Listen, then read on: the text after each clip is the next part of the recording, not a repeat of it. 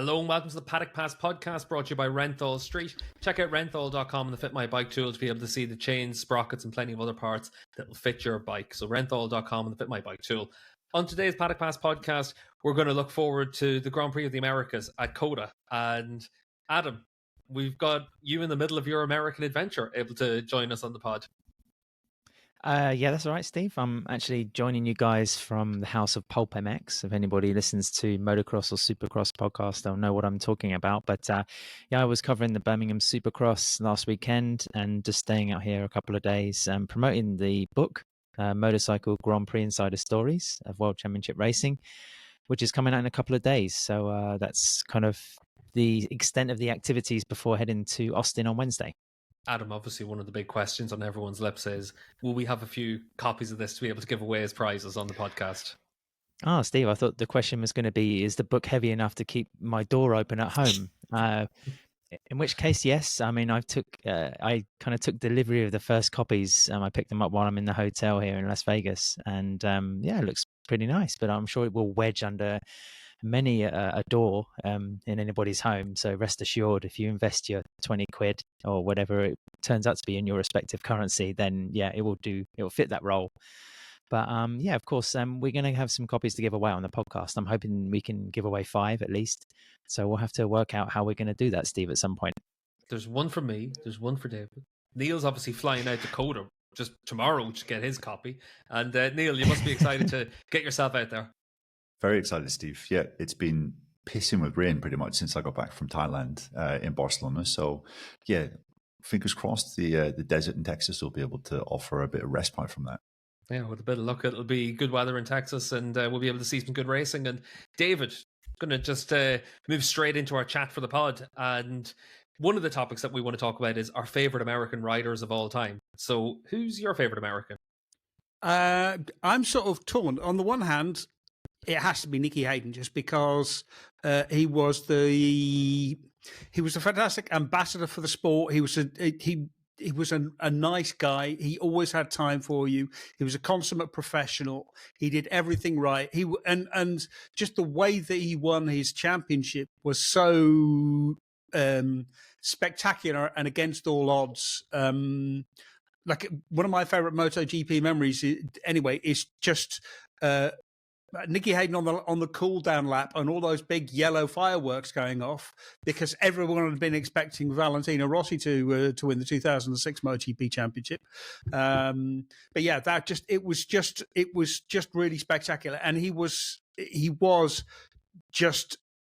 knew his job, and he helped journalists. He did what he had to do, and he was just a pleasure to be around, really. And contrast that is also like Eddie Lawson. I have a soft spot for Eddie Lawson as well, just because Eddie Lawson was almost the opposite. I remember, like every time I saw Eddie Lawson giving an interview, it was that there was. I've never seen a greater look of disdain on a rider's face in my life. He really looks like someone has turned up set up with the interview. They're hanging a dead fish off a rotting mackerel off of the end of it.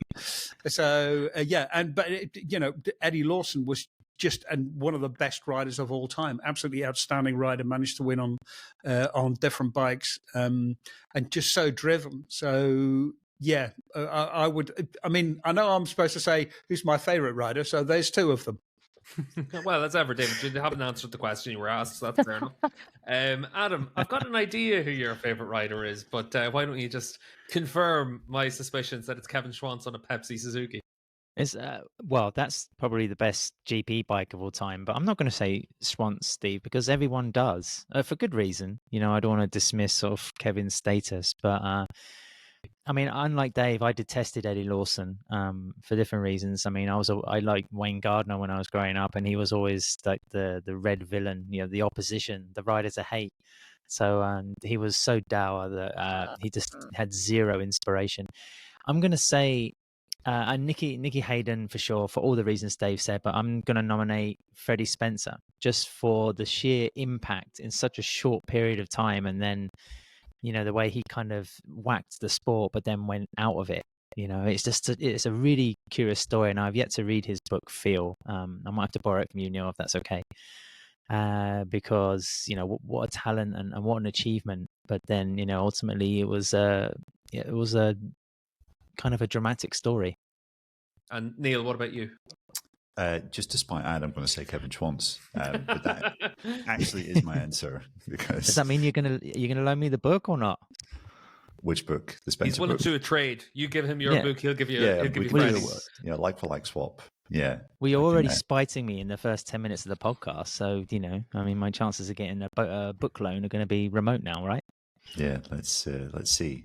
If you're nice to me over the weekend, we can have a discussion on Sunday. I'm not giving you any nibbles. Yeah, Kevin Schwantz though.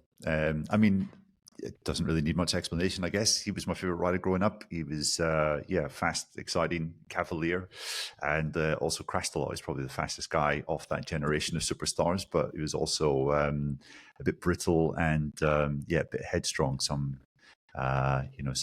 amazing occasions where he sort of snatched defeat from the jaws of victory. And that kind of made me like him and admire him even more, because it was just like a winner bust mentality. He had a spectacular riding style. It was always the underdog, which I think always helped from a fan's point of view.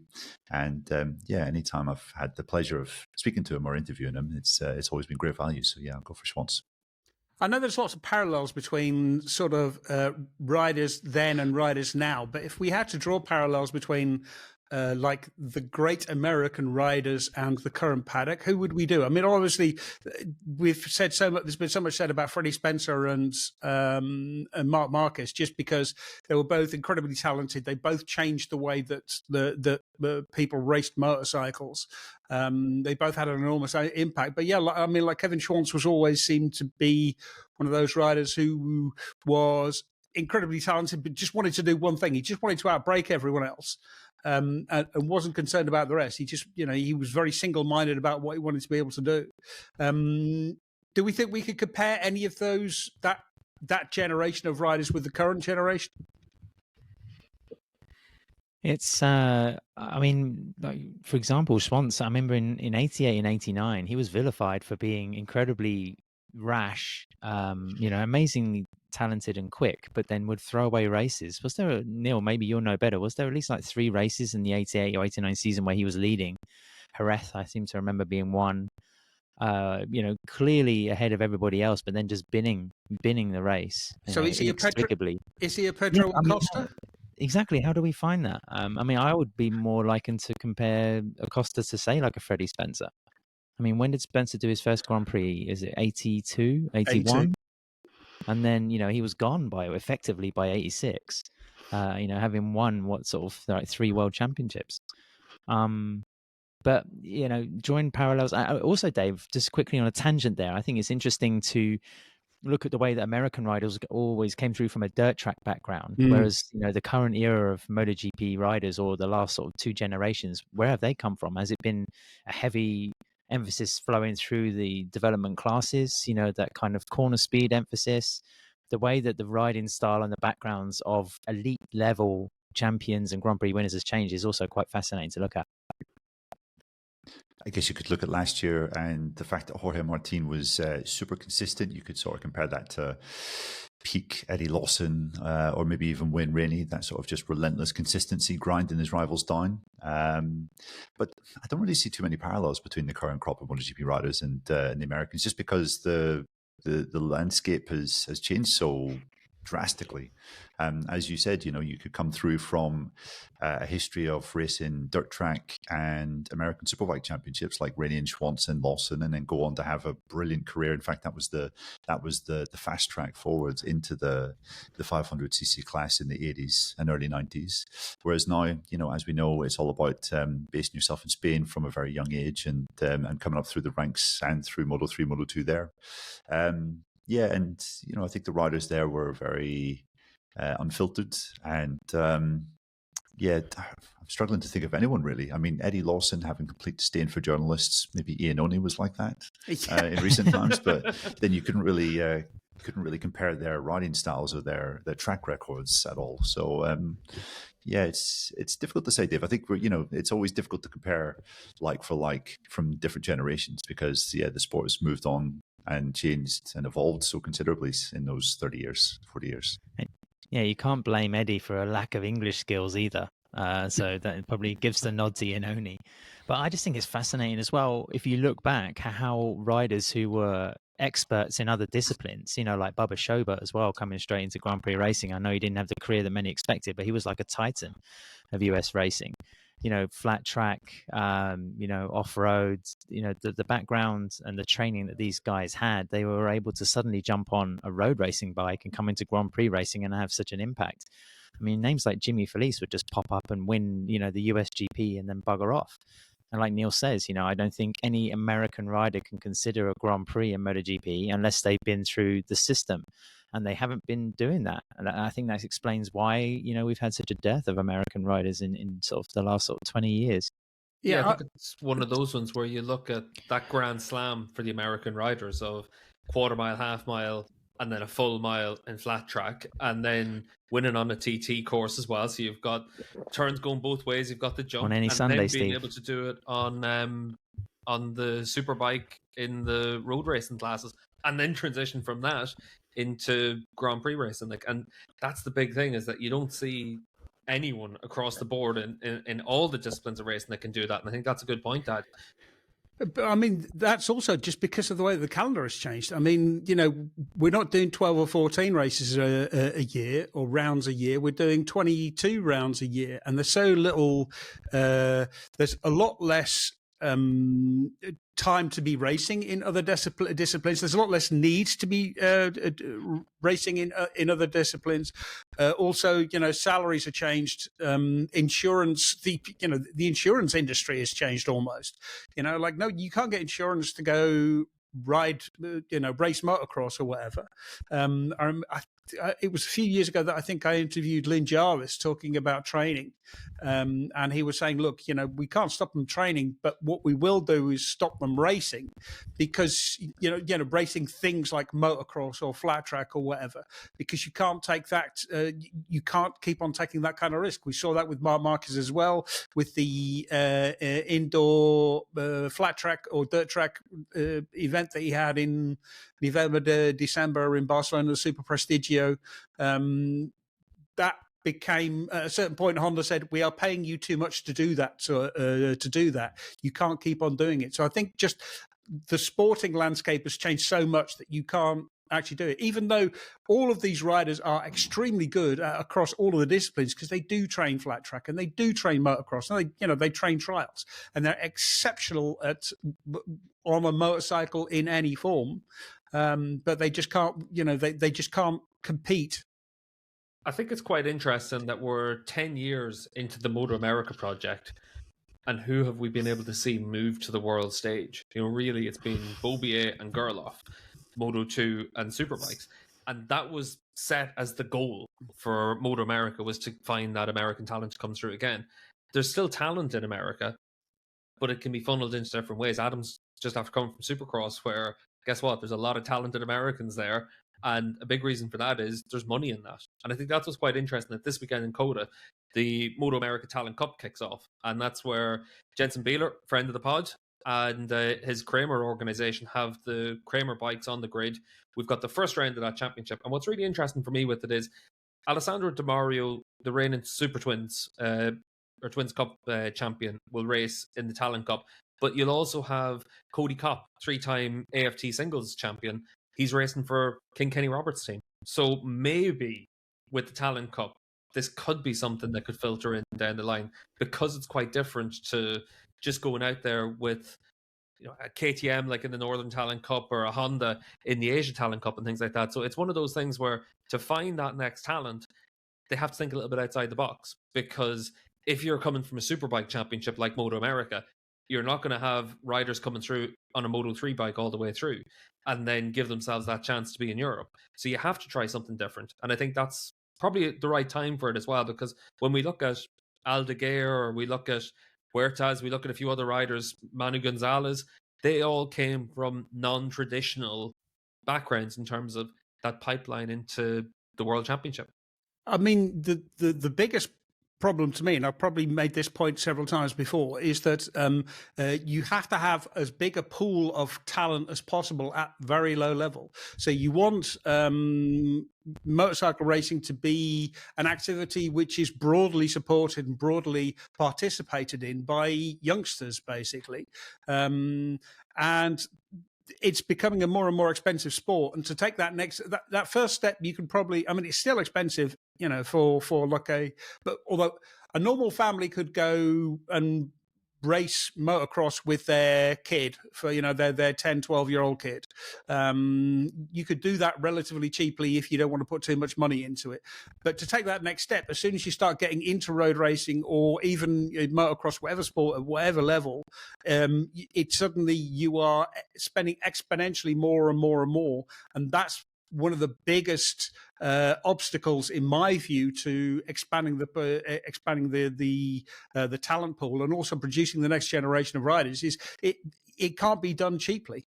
I think just in relation to cost, it's interesting you mentioned that, Dave, because this is one of the big conversations I have with a lot of riders that have come through the system recently, and comparing that to the riders half a generation or a full generation ahead of them. It used to cost a lot to go racing, and now it doesn't. And that means that there's a lot of kids coming through that have a sense of entitlement without having to put in that hard work. What made Casey Stoner special? He was 14 and his family said, we're mortgaging everything on you being a world champion. He was put under that pressure when they left Australia to go to Europe, hundreds of thousands of dollars. Whereas now you can do the talent cups for, 20 grand a year. And realistically, no family's going to the poorhouse for 20 grand a year to go racing, whereas they were in the past. And I think that's one of the things where the kids coming through don't have that sense of responsibility as much as maybe what they did 10 years ago, definitely what they did 20 years ago. And I think it's quite interesting to see how the mindset has changed for a lot of those younger riders coming through. Yeah, I think you definitely need to load the barrel of apples before you can pick any out. And the thing is as well, one aspect in the past was that Grand Prix teams didn't necessarily look towards British riders or American riders, but then you have that facility now in MotoGP. I mean, you have the MLab team in Moto3, and you have the American racing team in Moto2. I mean, why have they got Marcos Ramirez? Why do they have a Spaniard? I mean, I think you can justify his presence because of his performance and his results. I mean, he's clearly a capable rider, but then that spot needs to be going to, there has to be a development spot. You need to have American riders in there. I know they've had experience with like Sean Dillon Kelly and Joe Roberts, of course. But, that the pipeline kind of exists. You just have to throw some material through it. Yeah, but the pipeline is so expensive, though. I mean, it's all, you can say, Steve's absolutely right that, it's not necessarily super expensive to go racing in these talent cups nowadays, but to move your family to Spain and set up another life in Spain, and then basically pay for your kid to be not just participating in talent cups, but also training like 5 days a week. That obviously is an insane commitment that 99, maybe 98, 99% of families just can't make because they can't leave their country, they can't leave their jobs. We have a few examples, I guess, of American families doing that at the moment. Christian Daniel Jr. is having some success in the Red Bull Rookies Cup, but that's taken his family to leave America and move to Barcelona, and his dad's be able to do a bit of work from there. We also have Brian Deere, friend of the podcast, whose 3 kids are racing in junior Spanish championships, Catalan championships. But again, a complete relocation has been needed, and I think that's the thing. I mean, Ad mentioned American Racing. They've tried putting American riders in their Moto2 team directly from Moto America, whether it's the Superbike Championship or the Supersport Championship, but they realised that without the kind of grounding in the European Talent Cup and then Junior GP, it's too big of a step. So yeah, for I think Americans to have success, they have to leave America at 12 years old and basically get schooled in the Spanish system. And I'm not saying that that's right, but it's just the kind of the reality, and that that is a massive undertaking for a family and for a child as well. I think part of it as well, Neil, just to wrap this up, when the talent cups at the end of the day, they're set up for the region you're in. So there is the North American Talent Cup, or there was the North American Talent Cup. There is Asia, there is Northern Europe, and you are able to do them quite cheap for that. the bad impact of that is because there hasn't been that investment in your career, you also have it where riders have to wait a lot longer to get paid. And then you're 10 years into your career in Supersport, Moto3, whatever it is, Moto2, and you're not earning a lot of money. And you've had to basically get yourself to that elite level. There's swings and roundabouts about not having that cost. And a lot of it can be outweighed just by the fact that you haven't made that investment compared to what it was for those team managers whenever they were riders and coming through. And I think that that's a perception that will take a long time to change.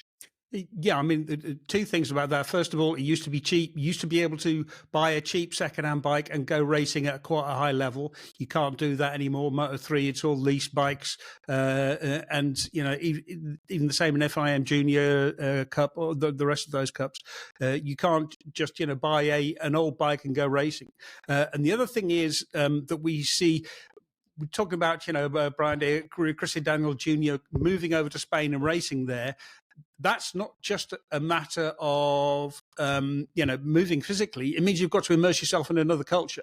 And we've seen one or two riders who've come over from the US and just not been able to fit in at all or get used to a completely different lifestyle, which it involves. And we see it sometimes a little bit with some of the Japanese riders as well. It's much more demanding on them to have to fit into a completely alien culture to them. But that's what you have to do if you have to move. And, you know, some people can do that and some people can't. Yeah, and I think that's a very good point, Dave. Just to move on as well, we've obviously got a live show coming up. We've talked about it a little bit on the pod recently. Adam, we're going to be live at the Sherry Park Hotel at Jerez. Yeah, that's right. You know, one Actually of the more live. prominent... Properly live. Live. Well, we'll be live this weekend, right, Neil, in Austin? Well. Yeah, no doubt, I'm sure. But yeah, Sherry Park Hotel on Friday evening from 8:30, we'll be doing our first live show. Thanks to Pole Position Travel, who have helped set things up. They have their kind of meeting for guests as part of their program. If people want to get on the Pole Position Travel train and go to any Grand Prix event or World Superbike event this year, then go to their website because we do have a discount code. If you use PPOD25X, PPOD25X, then you'll get a discount on any trip or package that you want to book. But we're going to be doing this live show. People can come along, they can join the meal that's going to happen beforehand. They can come along and also just pay to have a drink, or just turn up you know, a good 10 minutes before the show, say about 8:15, you know, and pay on the door and come and see us. We'll be doing a podcast for about an hour. We'll be doing some bench racing, you know, trying not to tease Dave about some of his dislikes in life, and then yeah, we'll see how it goes. Yeah, it's going to be great, and I know that we're all excited for that. So it's something new for us, something a bit different. So check that out on polepositiontravel.com. But just to move on to this weekend at COTA, obviously the third round of the MotoGP World Championship. And Adam, just before we kind of talk specifics about COTA, obviously Grand Prix racing in America, it's always a big question mark about what's going to happen next and where the future is. But you're just after coming from Barber Motorsport Park, where there's a massive museum. And Barber is a really popular venue in the Moto America Championship. It's a great circuit. And the museum, it definitely tickled you. Yeah, definitely, Steve. That was one of the advantages of going to the Birmingham Supercross, that Barber was 20 minutes down the road. It probably, I think we had a tour anyway from sort of the museum director, Brian Case. He was fantastic, you know, sparing some time to give us a look around this place. And I'm not exaggerating that when you walk through the door, your jaw drops. I mean, the collection of racing cars and bikes, I think there's almost 1,800 motorcycles, in fact, in this place. Honda are one of the largest kind of benefactors. Is that the right word? I mean, they submitted almost 40 motorcycles. The layout is just phenomenal, and the building has been purposely constructed. It's almost like a private garage. It blew my mind. And, you know, I've been to many museums, Harley Davidson in Milwaukee, Ducati in Bologna, KTM's Motor Hall, you know, Communications Plaza at the Yamaha factory in Iwata.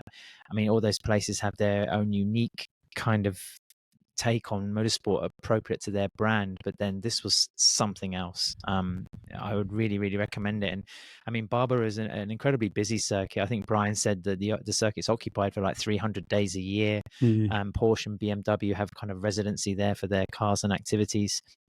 I asked him actually about racing, and he said they spoke a few years ago with Dorna about running World Superbike there, but the circuit's quite tight. They actually looked at expanding the land so they could extend the straight and make the track longer so the bikes could really open up. But I think it required an investment of like between 40 and 50 million extra dollars to make that happen.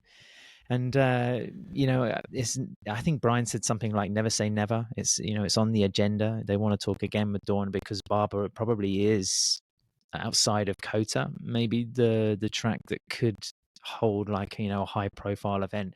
All the ingredients are in place. But anyway, if you're ever around sort of that area of the country in Alabama, like Georgia, then go and visit the museum because I was blown away.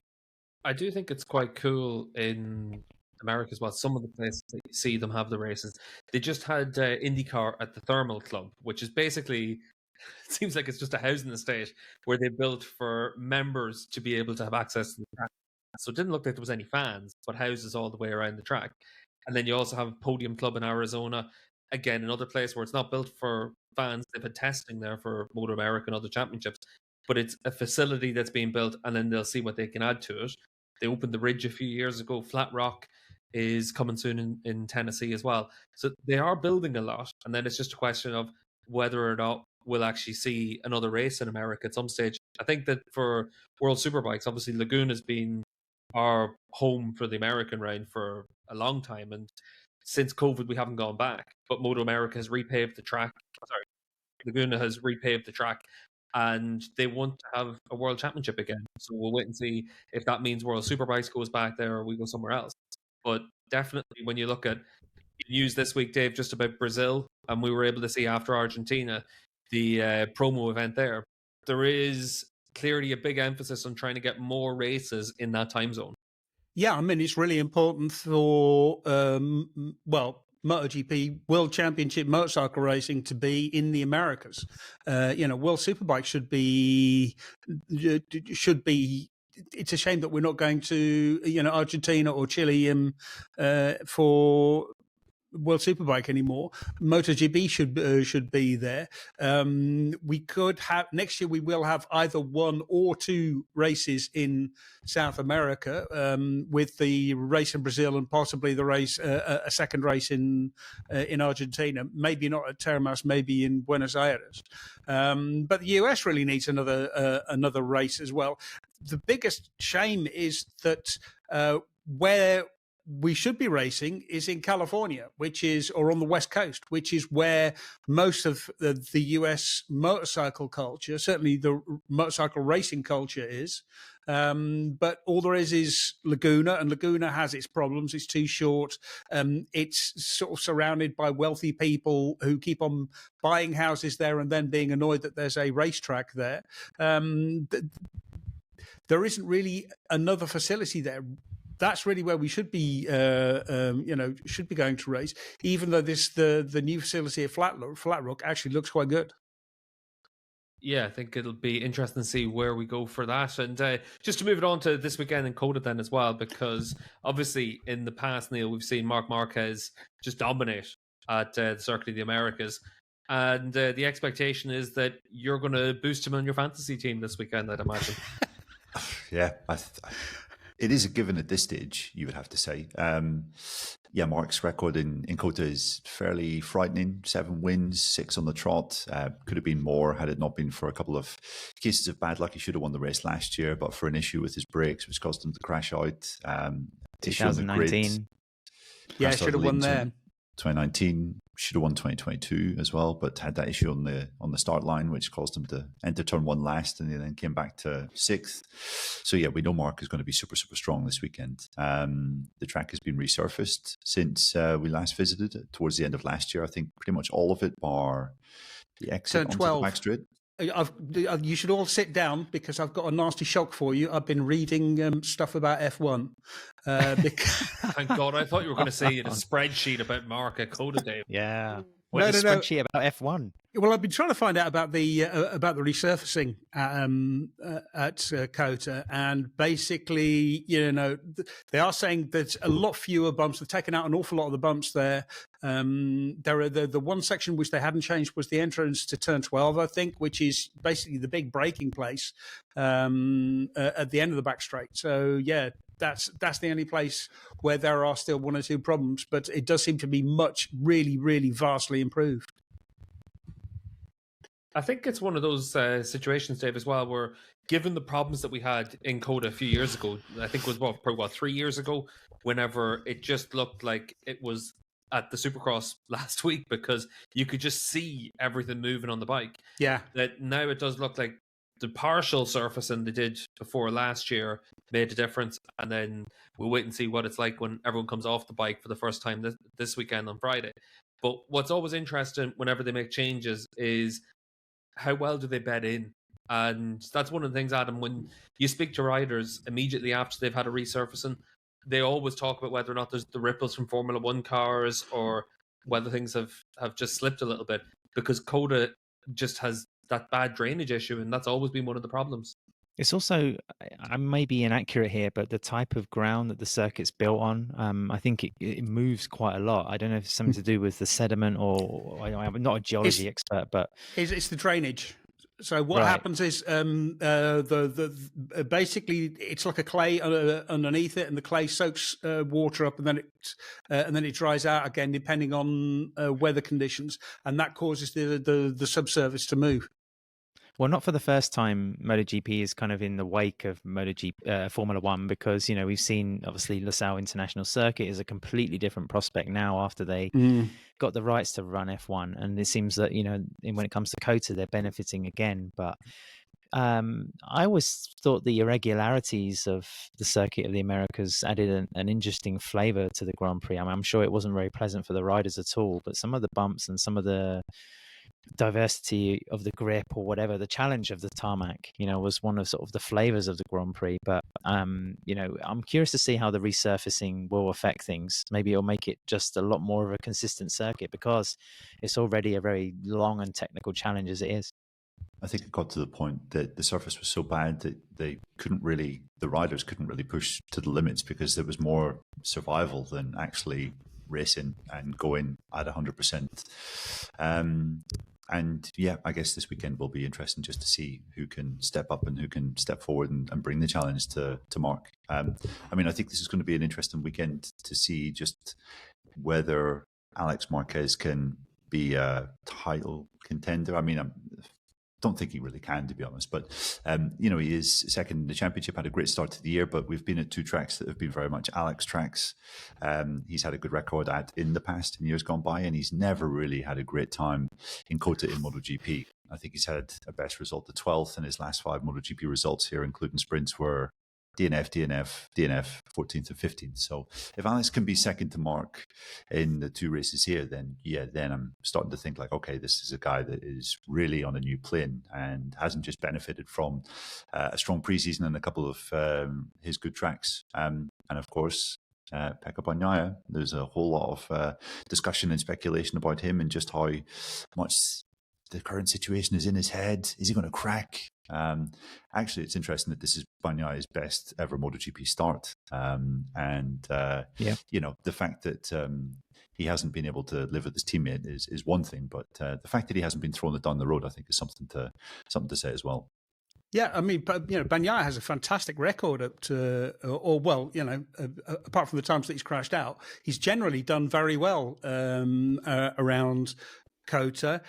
There's also the talk about him going back completely to the GP24, apart from the things which he can't change, which is basically the very small revisions they've made to the engine.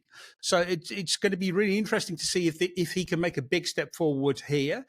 It's going to be hard to beat Marc at COTA because, it's Marc at COTA. But if Pecco can be close, if he can be right there with him, then that will start to reverse it a little bit. It will change things a little bit. It'll start to put a little bit more pressure on Marc. Marc will have to work that little bit harder. I went back and watched the well, I watched the highlights of last year's race earlier today, because I'm getting ready to write a preview about it. And firstly, it was a really fun race. And secondly, you could see how much Mark wanted it. And the question is, now that he's won the first two races, will he still feel that sort of ambition, that drive? Does he really want to stamp his authority on COTA again? And by doing so, will he start taking a bit more risks, or will, that would maybe mean that he opens himself to having more pressure on him when Pecco starts pushing him? If Pecco can make a step forward, can get a little bit more comfortable, can go back to the old bike. Have you ever seen Mark race, Dave? I have. But I've also seen him fall off a couple of times when he's because the thing is, like, he really did. You could tell he really wanted it at last year at COTA. You could tell he was starting to get things together, like things were starting to fall into place, and he knew that he could win on this bike. It was just like he needed to put all of these bits and pieces together. Then, of course, he had the problem with the brakes, but that didn't stop him from trying. Whereas perhaps if he was going in a championship this year, he wants to win races, but more importantly, he wants to win the championship. So I think he would sacrifice a race win for for points in the championship. If he had the same problem with his brakes, if he has the same problems with his brake this time, which he won't, he'll have a different problem. Then I think he would be much more cautious. He wouldn't try and push as hard for the win, except it is COTA, and maybe he really, really, really wants to be the king of COTA again. One thing that's a bit of a shame for me, if we remember that this time last year was the last time a non-Ducati motorcycle won a Grand Prix. If a fit Jorge Martin had been, on an Aprilia and getting into shape, getting a real feeling for the bike, I mean, that was the motorcycle that won, in the hands of Maverick Vinales in 2024.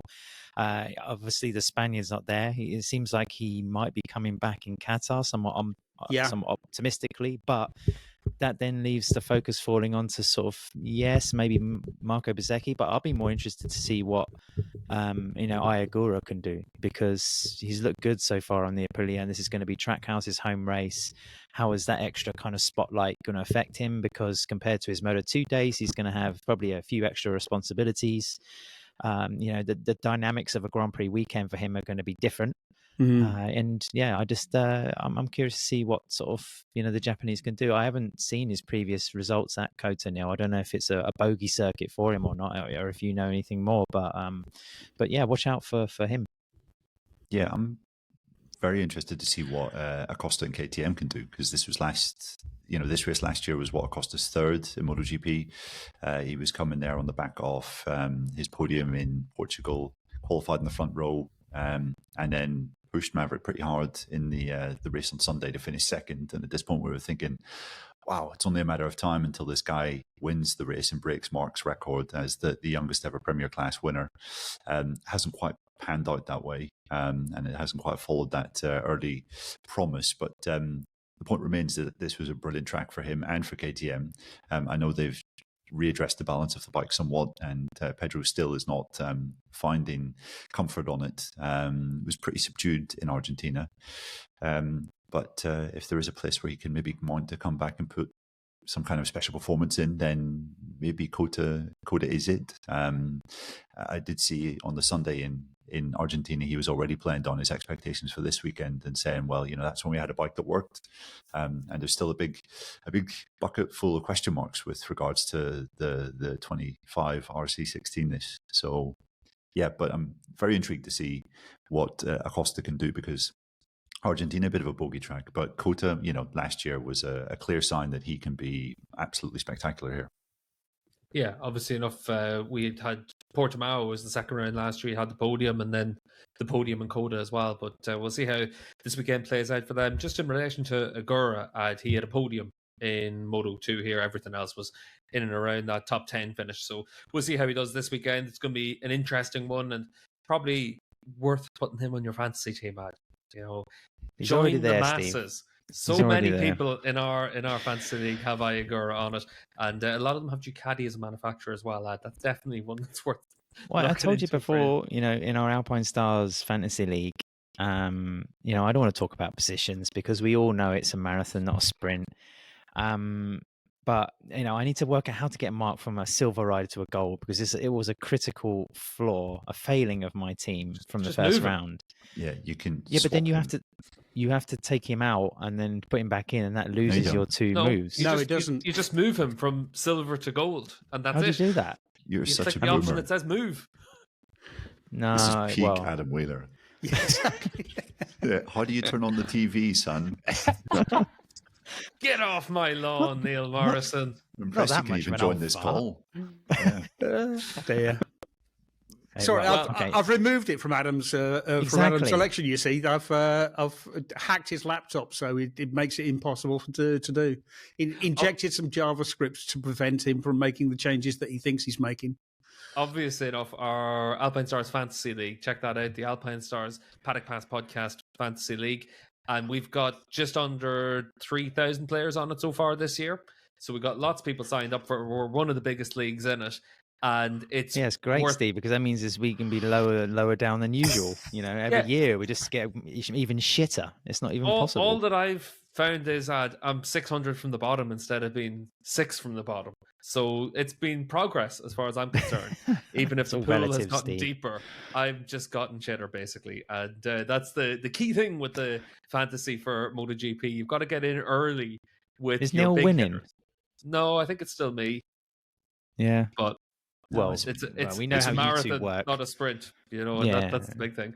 But the Irishmen stick together. We know how you two work. Don't worry. Yeah, well, we're ready for the long haul in it, and luckily we know you're going to do nothing all year because you won't change your team, so that's fine. It's almost as bad as a couple of years ago. I think I had Danny Pedrosa on my team when he came in to retired, an injured reserve rider for one race, and I put him in, and then just never bothered to take him off. So I shouldn't be one that throws stones from my glass house. But what is worth throwing out there as well is pole position travel. We've already mentioned that we're partnering up with them for a live show at the Sherry Park Hotel at the Jerez round. But polepositiontravel.com and the code PPOD25X gives you a discount code for the ultimate race experience. Pole position travel, like Adam said, they offer packages for every Grand Prix and every World Superbike round, the Isle of Man TT as well. But two of the rounds that are definitely worth looking at are two of the more historic rounds and circuits on the Grand Prix calendar, Silverstone and Le Mans. And for both of these, pole position travel have it where you can stay in the medieval city centre for Le Mans, or you can stay in a 15th century coach house for Silverstone. And if you purchase any of the packages that they have available, it gives you general admission tickets or a grandstand ticket, or it gives you a team experience where you'll be embedded within the Gresini, the Aspar, or the MLab racing team for the Grand Prix weekend. And at each round, pole position travel will offer transfers from your hotel to the circuit, a welcome drink on a Thursday, dinner with guests on the Friday nights. That's similar to what we have at the Sherry Park Hotel for Jerez, and also a welcome pack with merchandise. So check out polepositiontravel.com and use the code PPOD25X to be able to get your discount code. The Grand Prix of the Americas is this weekend, and that also means that we'll have on patreon.com/Paddock Pass Podcast our Paddock Note Show. And throughout the course of the weekend, we'll be able to bring you all the latest news and updates from the Grand Prix paddock. We'll also have World Superbikes on this weekend, so myself, Gordo, and Evo are going to try and have a show for Paddock Notes as well, probably on Thursday or Friday. And Jason O'Halloran is going to join us on that pod as well. So check that out on our Patreon feed. We've also got plenty of competitions on Patreon coming up. We've got 2 paddock passes for the Dutch TT at Assen as well. So we'll be starting that competition pretty soon as well. So check all that out on patreon.com/Paddock Pass Podcast. And this weekend, we'll have Adam and Neil on site at the Circuit of the Americas, bringing everyone all the latest news for our Paddock Note Show. So check all that out on Patreon. And as ever, a big thank you to Renthal Street and to Pole Position Travel for supporting the Paddock Pass Podcast. We'll be back on Thursday with our Paddock Note Show.